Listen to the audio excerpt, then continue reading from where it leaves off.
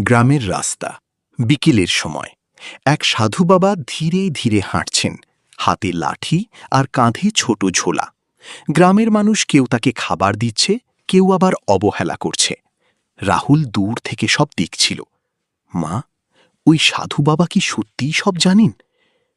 বাবা, সাধুরা মানুষের ভালো চায়, কখনো কাউকে কষ্ট দিতে নেই। রাতে ঝড় শুরু হয়। সাধু বাবা একটা গাছের নিচে বসে আছেন। রাহুল দৌড়ে আসে। রাহুল, বাবা, এখানে বসে থাকবেন না, আমাদের বাড়িতে চলুন। সাধু বাবা মৃদু হেসে বলেন, তুমি খুব ভালো ছেলে, কিন্তু তোমাদের কষ্ট হবে না তো? না বাবা, মা বলেছেন বিপদে মানুষকে সাহায্য করতে হয়। রাহুলের ছোট ঘর, মা সাধু বাবাকে খাবার দিচ্ছেন। আমাদের ঘর ছোট, কিন্তু মন থেকে আপনাকে সেবা করছি।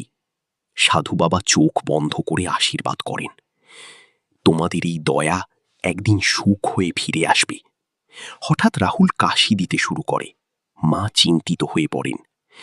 কয়েকদিন ধরে ওর জ্বর কমছে না বাবা। সাধু বাবা রাহুলের মাথায় হাত রাখেন। ভয় পেও না, সব ঠিক হবে।